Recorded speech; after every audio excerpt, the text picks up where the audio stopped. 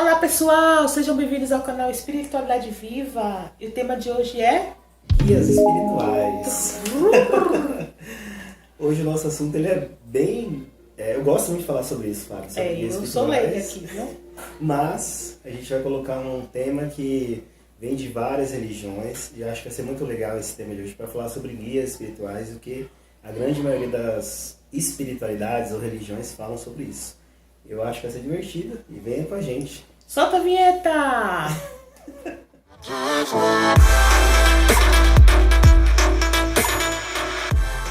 Sejam bem-vindos ao nosso canal Espiritualidade Viva, novamente. E hoje o tema é sobre guias espirituais. Então, para abordar esse assunto, Fábio, vamos começar, como todas as vezes eu falo a questão de espiritualidade e religiões, o começo e o início dessa questão de guias. Exato. Aqui no Brasil, a gente tem linhas de religiões que trabalham com entidades, espíritos religiosos, de atendimento. Isso acontece muito na questão do espiritismo, aqui no Brasil, e dentro da Umbanda também. Existem outras linhagens também que trabalham com essa conexão, mas antes de a gente falar de guia, até o cristianismo ele tem uma forma de guia, que nós vamos falar agora da história, começando lá atrás. Os humanos não tinham muito essa questão de... tinha sempre a questão de conexão com algo superior, mas o que eles conseguiam refletir nisso? Os elementos da natureza ou sentimentos. Quando a gente volta lá atrás, os deuses gregos, ou então até os nórdicos também, dentro da religião africana, o panteão africano, eles tinham uma denominação para refletir o que sentia, o que tinha a natureza. Por exemplo, trovão, água, sol, terra, todos esses elementos, o amor, a justiça, a força, eram representados por deuses. Porque ninguém tinha essa consciência de que é o ser humano. Então, como não tinha uma explicação científica, vou colocar o nome de Deus X aí para tais elementos. O início disso, de guias, qual que era o preceito? Oráculos. A galera começava a se reunir lá com os druidas ou feiticeiros para ter uma conexão com o seu ancestral. Os agnósticos faziam isso há muito tempo. Quando a gente fala da questão da religião nórdica, a gente fala daqueles bruxos ou feiticeiros que eram ali da parte da Alemanha. E na Grécia vinha também os deuses, que tinha Zeus, Apolo, da Grécia eu conheço. Tudo mais. E também eles tinham uma forma de conversar com essas divindades. E o incrível que pareça, no Egito, aí tem as denominações de religiões, sabe? Existe o politeísmo e o monoteísmo. O monoteísmo é o que a gente chama do cristão, que é o de um Deus único, mono, de único, e teo, de Deus, único Deus. E o politeísmo é o poli de muitos, teo, de Deus, vários deuses. Mas o que a galera não sabe, por exemplo, essas religiões eram moniteístas. Por que se tornou politeísta? Porque dentro do estudo, os humanos durante tempo foram confundindo algumas situações, inclusive no Egito. Tinha um deus Ra, aí depois vem Osíris, não sei o que é do sol e tudo mais. Como que isso foi transfigurado para as religiões cristãs? Quando a gente fala de Deus dentro do cristianismo, você sabe, existe uma coisa chamada Santíssima Trindade. Existe. Que é o único Deus, que é o Deus Pai, Filho e Espírito Santo. Algumas religiões do cristianismo vêm falando de quê? Anjos e arcanjos. Que tem lá o da justiça, o anjo... Pelo menos Miguel é da justiça, Rafael é da saúde, Gabriel é o mensageiro, o anjo que traz a mensagem do alto. E existe a classe de anjos da guarda. Eu gosto. Então, muito cristão tinha os primeiros indícios de guias, eram os anjos da guarda. Aquele que guardava você, que te orientava, o que você tem que fazer de bom. E até hoje eu faço oração pelos anjos da guarda. Para você ver... que iniciou essa questão. E na Bíblia a gente tem várias histórias de profetas que recebiam mensagem dos profetas antigos, né? Isso. Na montanha, que alguém descia e falava para ele, olha, você tem que fazer tal coisa e tal.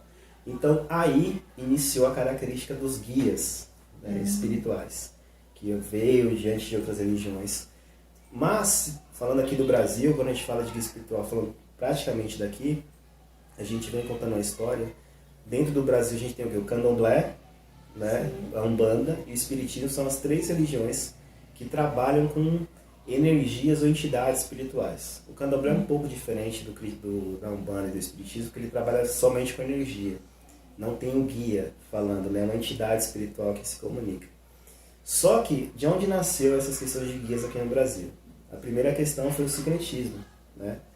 O Candomblé, ele foi a primeira religião que foi originada aqui no Brasil, porque dentro da África, a gente tinha várias cidades, né? Cada uma cidade era regida por um deus africano, ou então uma entidade africana. Tinha uma cidade só para Iemanjá, uma cidade só para Oxum, uma cidade só para Ogum, uma cidade só para cada deus, né? Dentro desse, quando tinha as guerras lá e alguma tribo capturava outra, essa tribo vendia esses escravos para os europeus, e aí essa turma que vinha tudo misturado, quando chegava aqui no Brasil, eles queriam cultuar as suas religiões, mas só que via um de Iemanjá, um de Oxum, um de Ogum e tal e tudo mais. E aí fazia a mistura.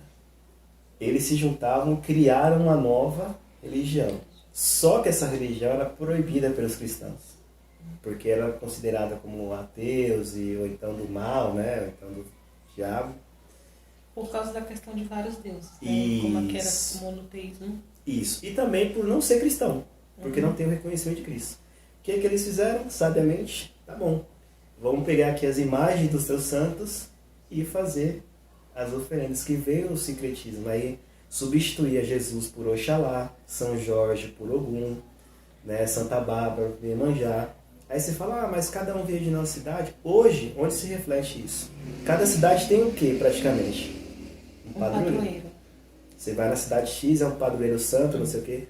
Por isso que vem dessas origens, né? De cada um representar. E lá também, na Europa, também tinha essa questão de cada lugar ter um santo e tudo mais e tal. Já existia muito bem isso. Isso gerou o Candomblé, né? Que deu essa nova religião aqui no Brasil. E aí, passando muito tempo, né? Que aí, ainda nas origens cristãs, o que acontecia nas histórias do catolicismo? Os santos, né? Que recebiam mensagens de anjos, que tinham que fazer tal coisa. Isso também era representação de guias, falando para esses santos católicos, olha, você tem que fazer isso. E eles falavam que, eu vi um anjo, eu vi não sei quem, eu vi Jesus. E na verdade, eram seres, né, guias de outro plano, orientando-os o que tinha que fazer de certo ou errado. Aí começou a se construir essa questão de guia. Lá nos meados de 1900 alguma coisa, acho que 45, nasceu a Umbanda aqui no Brasil, no Rio de Janeiro.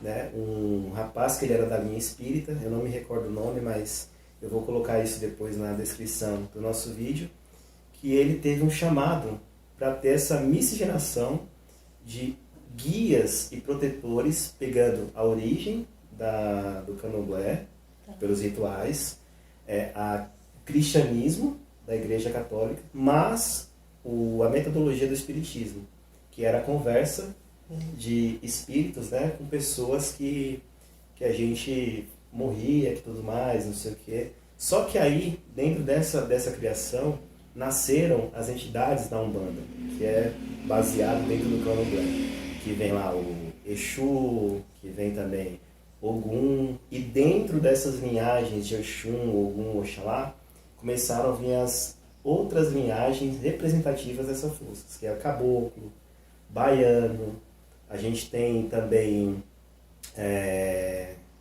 as pombagiras, os Exus. Eu tenho uma pergunta, porque então acho que cada pessoa tem o seu guia espiritual específico. Sim. Porque eu já ouvi falar assim, pessoas que são seguidoras do Candomblé, sou filho de Exu. Teve uma última divulgação que foi até vista um jogador de futebol olímpico. Sim, eu até esqueci o nome dele. Paulinho. Paulinho, que ele fez lá a propagação que ele é do candomblé e que ele era filho. Ele fazia o arco, um sinal de flecha. Isso. Que ele era filho, agora não sei É filho de Oxóssi, que tem a flecha. Então, vamos fazer um vídeo específico de Exu, e aí eu vou aprofundar mais esse assunto. Tá, outra pergunta então. Como que caracteriza, como assim eu descubro assim, qual o meu guia espiritual? Como que é o processo, como funciona essa parte da pessoa querer descobrir o seu guia espiritual? Tá. A primeira pergunta, você perguntou se todos nós temos um guia. Isso. Primeira coisa, vamos falar da questão do plano espiritual hoje, tá? Uhum. O plano espiritual, Fábio, é um lugar muito organizado, né? Obviamente pelo Deus Criador e os seus grupos ajudantes, né? Quando a gente fala de um Deus Criador, vamos supor, na sociedade existe o quê? Existe a polícia, existe a justiça, existe os médicos, existe os trabalhadores. O nosso convívio aqui é uma cópia do que já tem lá em cima. Obviamente que lá em cima é outro nível de convivência, né? Não tem, como tá todo mundo lá acordado, a galera não tem esse negócio de competição, acirrado lá. Existe uma questão mais de cooperação. E aqui tem essa diferença. Quando o plano espiritual, isso até é baseado nos estudos espíritas, se vocês tiverem curiosidade, há vários livros espíritas que explicam essa metodologia. Tá? Agora estou falando do espiritismo, mas é estudioso mesmo. Que o plano espiritual, ele tem lá o ser que vem encarnar aqui na Terra, e ele já é preparado, independente de que condição que você seja. Desde o cara mais rico do mundo até o cara que é mendigo. Todos eles têm um guia espiritual. Aí você fala, mas por que essas pessoas sofrem? Aí a gente vai entrar na questão do livre-arbítrio e decisões. O guia, como a própria palavra fala, ele é um guia. Ele não vai fazer por você. Né? Exatamente. Vai orientar o caminho. E assim, pode ser que não seja só um caminho, tem vários, sim, né? Sim. Como acontece na vida. Exato. Você, quando toma uma decisão, não tem só uma escolha, tem várias. Né? Fábio, você já foi professora, né? Já. Particular. Você ia fazer a prova pelo seu aluno? Não. Você tinha que passar o conhecimento para ele. Isso. Então o papel do guia é justamente isso. Tem esse negócio, me defendeu e tudo mais. E em alguns casos, realmente pode até acontecer quando a tua vida não está programada para acontecer tal coisa. Mas se você tiver que passar um acidente, você vai passar. Se tiver que morrer algum tempo, você vai... Porque é outras coisas. Mas, o que é o papel do guia? Você está aqui, a gente vai para algum lugar. Você chega num lugar, você tem uma decisão. Você não gostou de uma pessoa, fala, ai que raiva, com vontade de bater naquela pessoa. O guia vai lá e fala, cara, não faz isso. Tu vai arrumar pra cabeça. Aí vem o outro do outro lado, o pessoal chama de demoninho, que serão aqueles espíritos que estão perdidos, fala, não, vai lá, ele te humilhou, e não sei o quê. Com todas as pessoas acontece isso. Quando você vai tomar decisão, sempre não vem duas perguntas, é justamente alguém que está ali te influenciando. E o guia faz esse papel. Ele vai te ensinando o que você não deve fazer. E também boas decisões, o que você deve fazer para que você consiga que tua vida seja progressiva, que você cresça. Então esse é o papel do guia espiritual hoje, aqui no Brasil, e também desde a época lá de trás. Assim como os profetas escreviam a Bíblia, né? Os Salmos, mas era tudo inspiração desses guias. Os caras chegavam, sentavam e falavam, e ele ia lá escrevendo toda a determinação de amar e tudo mais, como fazer. E algumas partes, né? Por causa da comunicação, às vezes tem um distúrbio da mente, aí você coloca o que você quer, e aí é outro processo. Aí é outro rolê. Em relação à segunda questão, como que a gente descobre quais são os guias que nós temos, né? Existem várias formas, Fábio. Existe a forma religiosa, dentro da Umbanda, existem técnicas, né, de conhecimento de quais guias que você tem. Né? Geralmente é uma consulta com guia, e aí seriam os guias assim próximos, né? E dentro da Umbanda a gente tem uma característica chamada guias de cabeça, que são os guias originários das nossas energias.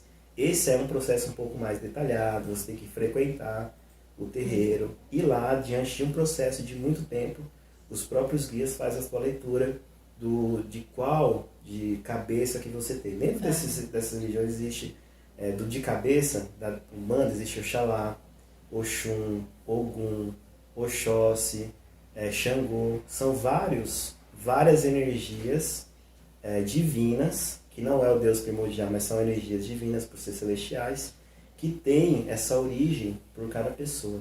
Aí no vídeo de Exu eu vou detalhar essa parte de como que realmente é a característica por cada pessoa e cada guia. Ok. E assim, para continuar o assunto, né? Aí as pessoas perguntam assim, mas o guia, até que ponto o guia pode influenciar na sua vida? De novo, é a questão da ajuda, ele é praticamente um professor. Eles vêm nos auxílios e acompanham do primeiro minuto de nascimento ao último de sua vida. E tem um detalhe, durante a vida pode mudar os guias também. Né? Porque a pessoa vai mudando, né? Exato. Personalidade, decisões, gostos. Sim. E o teu nível de vibração. Por exemplo, você começou com guia na infância, lá que ele te entende, você tem um coração muito puro. Daqui a pouco você vai se formando como adolescente, aí dependendo do que você vai ficando com um pouco mais de raiva, teu nível vai baixando e vai tendo outros guias com menos capacidade para te ensinar. Até que você consiga mudar e aí vem outros guias também durante o longo da sua vida. Mas todos eles têm uma conexão com você. Quando eu falo de começo a fim, chegar no final da tua vida, todos eles vão aparecer. Fala, olha, esse aqui ajudou em tal parte, esse aqui eles fazem todo um relatório de como que foi o teu processo de vida. Aí chegando do outro lado, aí é a surpresa que cada um vai descobrir aqui, porque aí não dá para falar. Outra dúvida, né? Porque eu sou de religião católica. Uhum. Mas eu tenho curiosidade, eu tenho curiosidade de saber como é o meu, como que é meu guia espiritual. Eu necessariamente tenho que ficar frequentando a questão a Umbanda ou... Não. Aí quando você fala visualmente ou uma questão de sensação, porque existe a questão do visual. Então explica as duas, porque eu sou totalmente leiga, eu não sei como é o processo do visual nem Tá. Muita gente, é boa essa pergunta, porque muita gente quando começa a frequentar os terreiros ali de Umbanda, eles começam a criar essa curiosidade. Tá. Né? Porque quando você vai a um atendimento, você escuta, né, o médium passando as informações dos teus guias que estão ali para o ser encarnado, você vai recebendo essa informação. Alguns criam curiosidade, eu queria saber como era meu guia. E a grande maioria quer o quê? Ver. Só que existe um contexto de visão espiritual. Aquilo que nós explicamos no vídeo atrás, que a visão humana é limitada. Isso. Né? De aspecto de luz e tudo mais e tal. Espiritualmente é a mesma coisa. Apesar de existir espírito, né, todo mundo consegue chegar por causa da vibração que o teu olho vai captar. Tá. Diante desse processo, aí, realmente você tem que ter um treinamento. Não necessariamente ir sempre ao centro de Umbanda, mas pelo menos ir algumas vezes, porque aquele guia ele vai te orientar. Ó, faz isso, medita, não sei o que e tudo mais, acende uma vela e tal. Ele vai te passando vários treinamentos que com o tempo você pode atingir isso. Mas tem que treinar, não tem outro jeito. Você tem que ter pelo menos um mínimo de frequência, não todas as vezes, mas ele vai te conduzir a te ensinar a ver, né, o guia. Mas só tem um problema. Você vai ver guia e vai ver outras coisas. Não só o guia.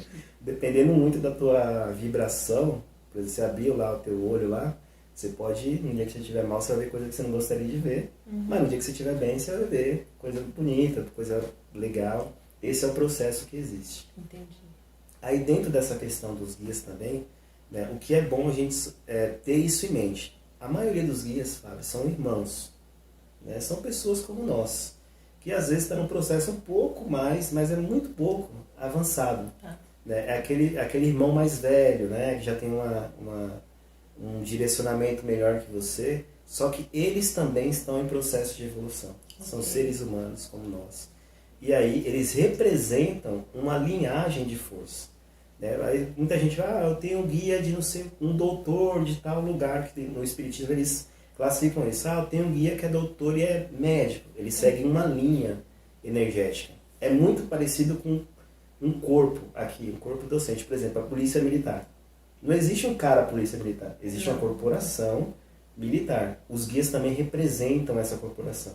Às vezes o guia está de uma forma de um preto velho, às vezes ele está numa forma de um médico, às vezes ele está numa forma de um caboclo, da Umbanda, porque ele representa essas energias maiores. Então, eles são professores e ajudadores da tua caminhada.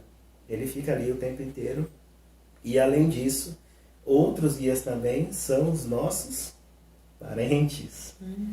pais, mães, avós, todas essas pessoas que eram da nossa família, eles podem sim se tornar guias espirituais, dependendo da tua ligação e teu propósito de trabalho de vida. Por isso que muita gente vê, sente, é a energia do meu pai, tá aqui e tudo mais.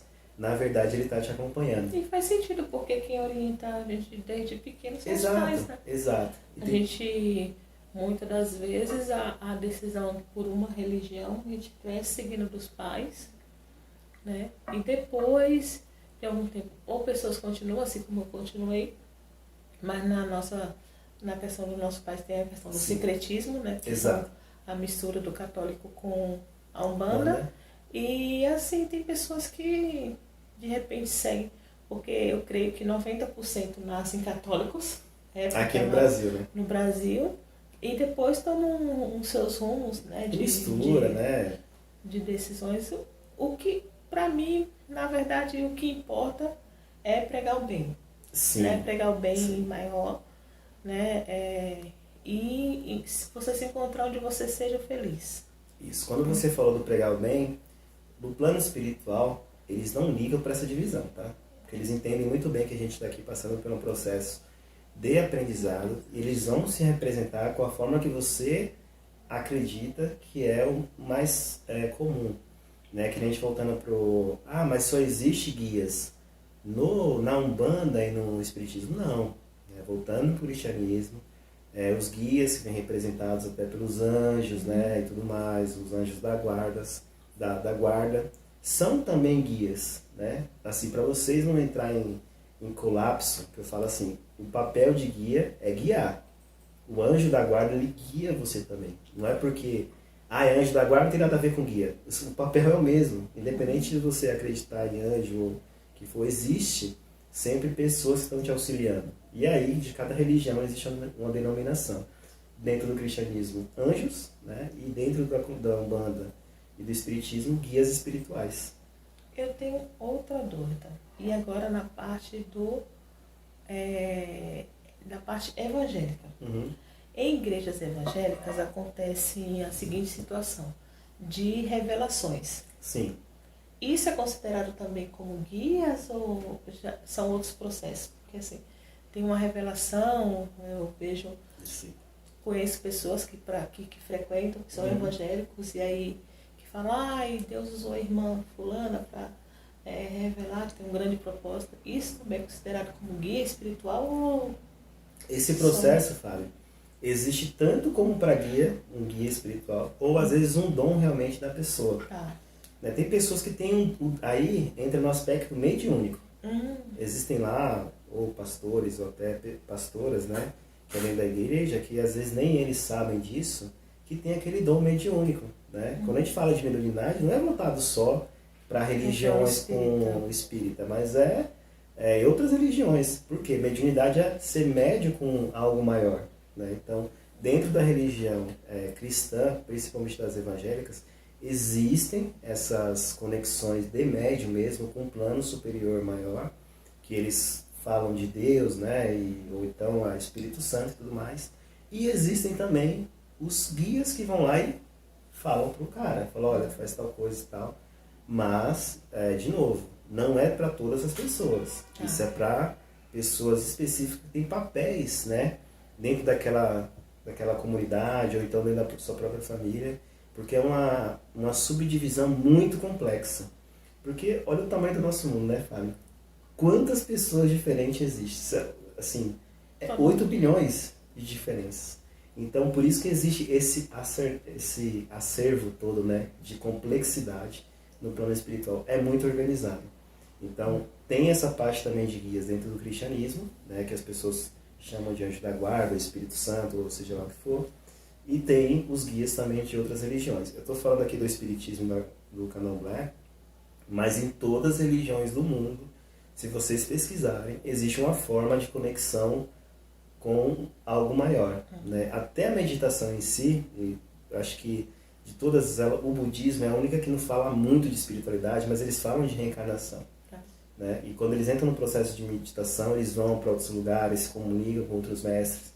Então, também é uma forma de comunicação. Seja no budismo, no hinduísmo, é muito similar com a Umbanda. porque eles têm oferenda, eles têm vela, eles têm incenso para se comunicar também com outras entidades. Então, quase todas as religiões do mundo têm uma forma de comunicação do humano com algo superior, né? Que, enfim, é guia. Tá. Então, vamos agora novamente, porque, como eu falei, eu sou leiga no assunto e aqui vou tirando minhas dúvidas e acho que das pessoas que estão assistindo. Vamos supor, eu como católica, e aí eu só quero saber o nome do meu guia. Sim. E assim, orientações. Uhum. Onde eu procuro? Tenho que procurar terreiros de Umbanda e Candomblé, chegar Sim. lá e falar, eu só quero saber quem é meu guia espiritual, mas eu sou de outra religião, só por curiosidade mesmo, como funciona, como ele pode me orientar, para a questão Sim. também de mudanças nossas, Sim. né, de se tornar melhor, Sim. porque às vezes no cristianismo, eu sou cristã e tem um circo muito fechado, né, de crenças então, assim, para você procurar isso, tem que ter uma mente mais aberta, né, aceitar as diferenças. E se isso for para o seu bem, para a sua melhoria, amém. Sim. Né? Como você comentou, o fato de você ser cristã não te exime de você estudar outras coisas. Não. Né? Você pode simplesmente... Até porque a minha não é certa. Exato. Né? Se a você minha não tem a verdade total. Isso é o teu conceito hoje. Isso. Né? E assim, para quem é cristão ou qualquer outra religião, nada impede de estudar sobre outras religiões. Você pode continuar com a tua crença e por curiosidade, peraí, deixa eu ver como é que funciona. Mas não é ver pela internet, não é ler livros, é você ir lá e presenciar. O que eu sugiro? Existem muitas formas de você conseguir entrar em contato com o seu guia espiritual. Mas as mais fáceis hoje são pelo meio dos encontros espíritas ou nos centros e terreiros de Umbanda. Porque aí você chega lá, o ritual em si já é próprio para tirar muitas dúvidas. Não só a questão de guia, mas de vida, de outras coisas. Doente querido que faleceu e tudo mais. Todos, tanto a Umbanda como o Espiritismo, a forma de ritual deles é mais propícia para essas informações mais rápidas. E também existe você, por meio de uma oração, meditação. Às vezes, aí você pode fazer um teste. Chegar sozinho num lugar, quando você está rezando, quem é meu guia? E às vezes vem um nome na tua cabeça, às vezes tem uma sensação. Isso pode acontecer também. Mas, primeiro, eu sugiro que vá realmente no centro para você se familiarizar com esse processo. Okay. E aí depois, sozinho, você tentar testar e tentar entender. Fazer teste, você vai em várias casas diferentes para ver se aquilo que você está recebendo tem sentido. Porque às vezes, que nem eu te falei, a comunicação espiritual é muito complicada. E o ser humano como nós, quando recebe essa informação, tem algumas distorções às vezes. Porque é como se fosse a conexão de rádio. Né? Quando você está lá, sai, pega ali e tal, não sei o que, às vezes não está conectado. Para chegar na estação certa. Para chegar na estação certa, requer muito trabalho. E não é tão fácil de fazer. Então, você pode, não é que é a pessoa, ou o médico que está ali, ele está fazendo alguma coisa errada. Mas às vezes ele não está conectado da melhor forma. Porque, como todo ser humano, pode ser que está num dia ruim. Não, e não tem conexão. Como é um processo muito novo, eu digo por mim, pode surgir um medo que te trave. Você tem a vontade de conhecer, mas você tem medo do que você vai ver. Então, o campo não está aberto e aí trava tudo. Você entrou num detalhe muito interessante, Fabiana. Medo. O medo, gente, ele bloqueia assim, o excesso, né? Vamos falar, o medo assim... Porque geralmente quando a galera vai dentro de um espaço e ele não tem familiaridade com aquilo, vê vela, vê um monte de símbolo, aí a pessoa está vestida de um jeito diferente, e aí a pessoa não recebe, né? A entidade fica com... Aí o cara, como não está acostumado, ele realmente às vezes fica, opa, tem uma coisa estranha aí. Mas é só questão de costume. E porque ele não sabe. É aquilo que a gente estava falando. Às vezes quando você entra na floresta, você não sabe o que tem lá. Aí você vê alguma coisa correndo, você já... O que você quer matar, e de repente é um coelho. Exatamente. Entendeu? Pode ser que apareça um tigre. Mas às vezes é um coelho que não vai te fazer mal nenhum. Como a gente não conhece, eu tô te falando que eu também entendo esse medo. E quando eu comecei na Umbanda, eu também morri de medo. Não, é isso que eu ia falar, porque eu nunca participei, mas assim, que eu ia perguntar, como que foi a sua experiência na primeira vez que você foi? Qual o nome do seu guia espiritual? Fala pra gente. Tá bom. Para as pessoas entenderem mais ou menos como que é a experiência. A primeira vez que eu tive um contato, na verdade, eu acho que você deve estar até não lembrando disso. Foi na casa da nossa avó. Ah, sim!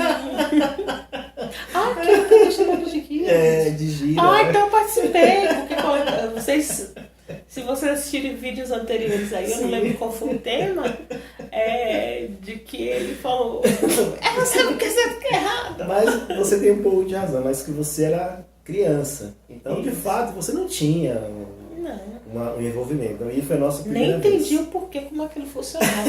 E eu ficava, mas ela não lembra de nada. Nada do que aconteceu, do que ela me falou. E era uma coisa interessante, que a gente morreu de curiosidade, né? Não, e assim, e o medo de descobrir assim, os segredos. Porque segredo de criança é tipo assim, sair escondido da mãe, apontar uma travessia, né? Tocar a campanha uma do vizinho. Né? E aí, coisas que a gente... O que se aprontava na escola, com medo dele. Nossa, ele viu lá aprontando. Nossa, vai... Eu tinha medo, nossa, vai revelar todos os meus segredos aqui, minhas travessuras de... Mas eu acho que teve um negócio em relação ao seu namorado, não foi? O primeiro namorado, não teve alguma revelação que você estava virando menina, alguma coisa assim? Não, ele falou do certo e errado, que não podia sentar na mesa, que já sabia o que é certo e errado. Aí minha mãe me cata, que negócio é esse? Você sabe o que é certo e errado? E eu com medo de ser jogada assim, no mármore, né? Mas, falando dessa parte da nossa infância, que a gente teve essa origem, só que a minha primeira vez foi depois de muitos anos aqui em São Paulo, quando eu estava buscando a espiritualidade, né? A minha primeira linha de espiritualidade, depois de todo o processo, foi a meditação. E depois eu fiquei curioso para... na verdade, a vida foi me trazendo isso, e surgiu uma casa de Umbanda, que eu comecei a frequentar. E aí eu gostei dos processos. Aí essa casa era muito boa, ela explicava no detalhe o que era. Era, na verdade, quase que uma escola. Eles explicaram o que é o guia, o que eram os processos espirituais. Porque quando você não conhece, a gente tem um monte de coisas e praticamente a maioria delas são negativas. Assim, quando todo mundo fala da religião africana, a conotação é muito negativa. Porque o pessoal pensa que é macumba. A galera nem sabe o que é macumba. A macumba, de fato, o que é? Olha um tema bacana aí. O que é macumba? Aí a gente pode fazer o próximo vídeo. Mas só pra você ter ideia, macumba é um instrumento musical. Olha só. E a galera acha que... Mas aqui é coisa ruim e tudo mais. E aí, por isso, por falta de conhecimento, a gente julga como coisa errada.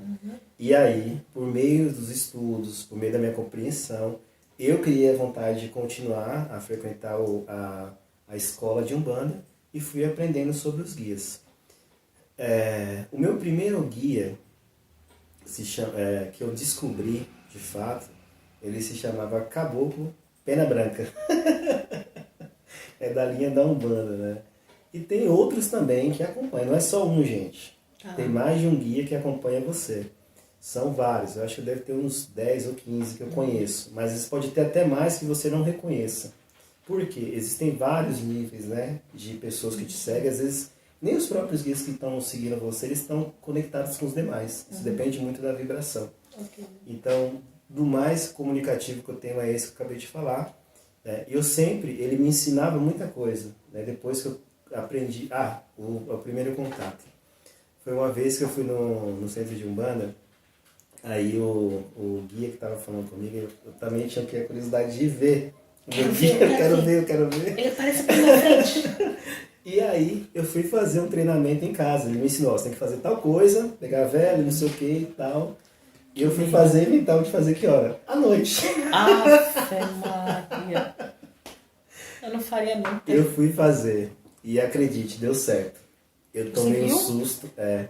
E eu fiquei morrendo de medo, mas ele ficou conectado e falou, calma, sou eu, fica tranquilo. E mesmo assim eu não consegui ficar tranquilo. Porque ele vai se formando assim no chão, e começa a sombra e tal, e ele veio andando na minha frente. Eu fiquei morrendo de medo de cair na cama. Eu já tinha desmaiado. Mas depois de um tempo, eu fui acostumando, treinando, e aí eu acostumei a ver e não ficar mais com medo. Aí foi esse meu processo. Mas pra mim foi durante muito tempo, e que nem eu te falei, treinando isso. Não dá pra você chegar aqui, eu quero ver amanhã, até porque você não aguenta mesmo.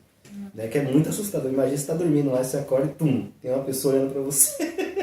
E a questão do medo, né? É muito complicado. Então, basicamente, Fábio, resumindo de uma forma muito, né, superficial, né, porque esse assunto de guias ele é muito amplo. Isso é uma coisa bem assim rasa que a gente está falando. Se vocês quiserem terem dúvidas, pode fazer um comentário no nosso... Ou pesquisa, eu vou pedir para ele deixar alguns links de pesquisa.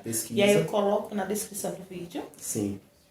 Que vai ser bom, mas assim, esse assunto vocês precisam estudar. Isso aqui que eu falei foi só o básico, né, falando com a Fabiana. Mas se tiverem mais dúvidas, ou perguntem no canal, ou pesquisem sobre isso. Porque aqui eu estou falando, diante das minhas experiências, o meu estudo, né, o processo sobre o que são guias, que vai muito além do que eu falei aqui. Infelizmente o tempo é curto, né, não dá pra gente ficar falando o tempo todo, senão vai ficar aqui horas falando sobre isso. E é isso. Espero que tenham gostado. É isso. Tirou algumas dúvidas, né? Ele com seu conhecimento aí. Eu aqui nas minhas dúvidas dos guias espirituais, né? Eu não sei qual é o meu, porque eu nunca também procurei saber. E assim, é um processo demorado, porque a gente vai abrindo, não é de uma hora para outra que a gente vai abrindo a mente, né? Tem a questão do medo, tem a questão do medo misturado com curiosidade, mas será que eu vou, será que eu não vou? Então, assim, neste momento, se eu for, eu vou estar travado e não vou conhecer nada, né? Porque o campo vai estar fechado. Mas eu espero que vocês tenham gostado do vídeo. Não deixe de se inscrever aqui no nosso canal. Se inscreva, nos sigam nas nossas redes sociais, no Instagram, Espiritualidade Viva 07, no Facebook, Espiritualidade Viva 07. E para adquirir o e-book do Wellington, O Caminho da Autoespiritualidade, é só ir lá na página espiritualidadeviva.com.br e adquirir o seu exemplar. Um beijo nosso e até o próximo vídeo!